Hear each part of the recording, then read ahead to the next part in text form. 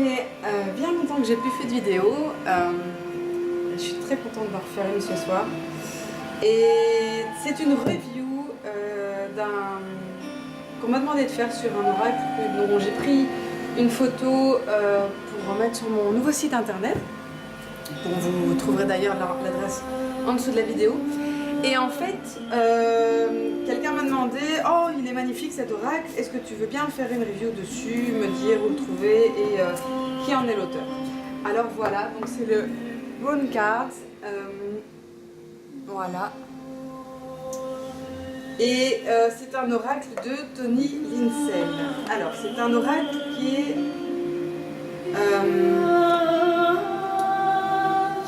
je crois assez difficile à trouver. Enfin, moi je suis pas très du genre oracle sur les runes. Je sais qu'il en existe tout plein, mais moi ça m'a jamais plu. J'aime bien les runes sur des galets, sur des branches,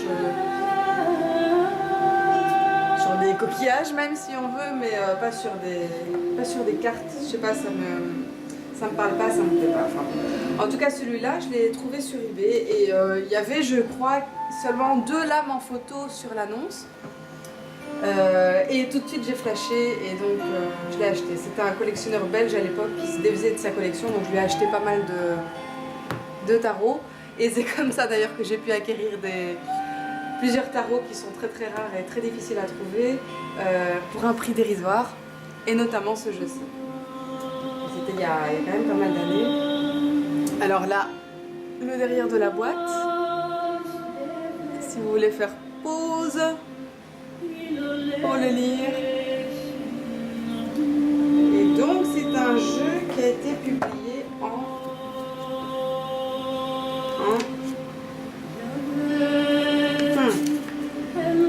92.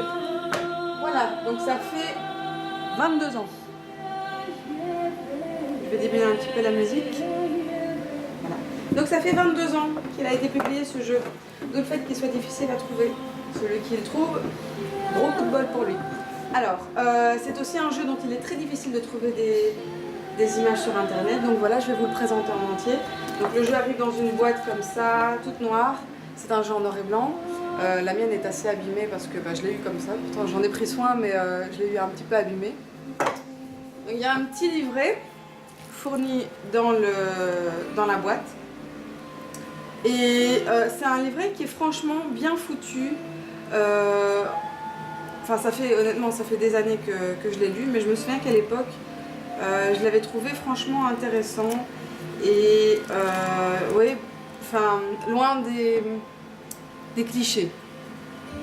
On peut lire parfois au sujet des runes. Voilà. Je vais vous montrer un petit peu en gros. J'aurais dû le relire avant de faire cette review, mais je voulais la faire assez rapidement.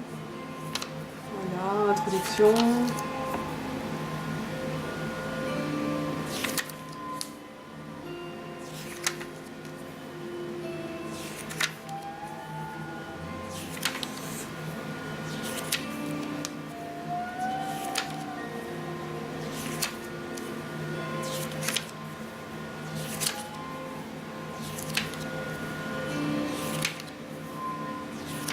Oui, enfin bon, je vais pas tout montrer, donc c'est quand même un livret qui est assez important comparé au petit livret blanc habituel tarot classique. Il y a 90 pages quand même, et 90 pages tout en anglais, donc c'est pas 90 pages avec un quart français, un quart anglais, un quart italien et un quart espagnol comme chez le Scarabeo.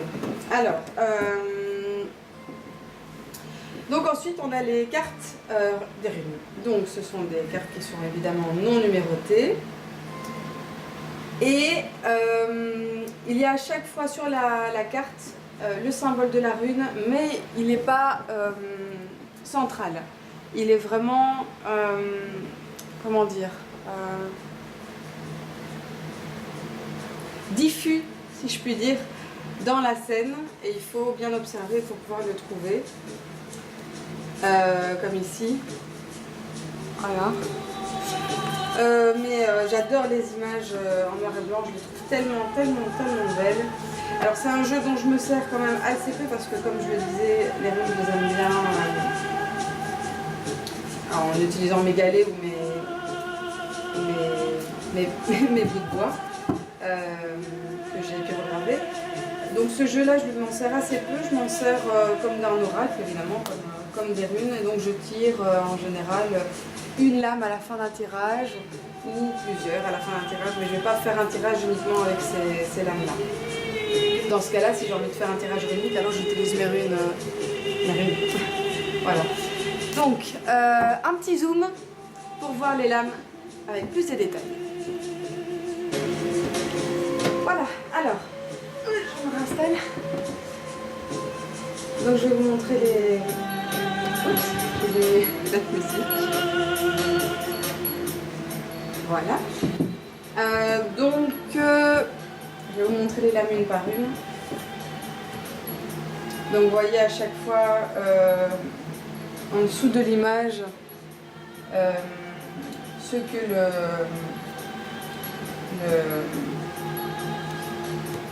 l'image représente entre guillemets, et donc une des significations en tout cas de la rune, en tout cas celle que l'auteur Tony Vincel donne principalement à la rune.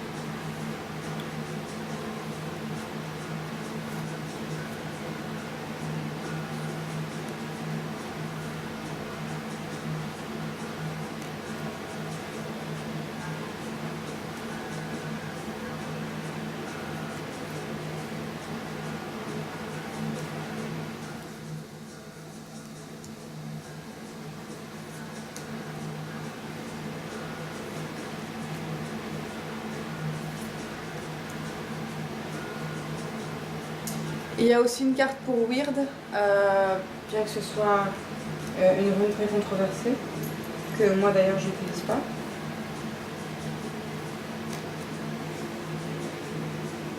Et la dernière carte. Donc c'est un super beau jeu, si vous avez la chance de pouvoir vous le procurer et que vous aimez bien collectionner les jeux, allez-y. Si c'est pour ne pas vous en servir, ça sert à rien. Si vous êtes dans le... Si vous, comme moi, vous aimez utiliser les runes sous forme de galets ou sous forme de tranches de bois. Mais moi je ne regrette pas du tout de l'avoir et je m'en séparerai absolument pas parce que je le trouve tellement beau, j'adore les dessins. Les dessins sont de Brian Partridge et je l'adore, vraiment je l'adore. Voilà, donc j'espère que cette review vous a plu, même si j'ai pas dit grand chose. J'aurais vraiment dû relire le livret, je suis sûre que j'aurais eu des choses à dire du coup à propos de ce jeu. Enfin, au moins ça vous a permis de voir les cartes qui sont vraiment belles, il n'y a rien à redire, elles sont vraiment parfaites, je trouve, pour ce que j'attends personnellement de ce type de jeu. Voilà donc le Rune Cards de Tony Vincel et Brian Partridge. Si vous avez aimé cette vidéo, n'hésitez pas à mettre un petit pouce vert et à vous abonner aussi à ma chaîne YouTube. N'hésitez pas aussi à liker ma page Facebook, à aller voir de temps en temps mon site internet, puisque je reviens en force. Salut!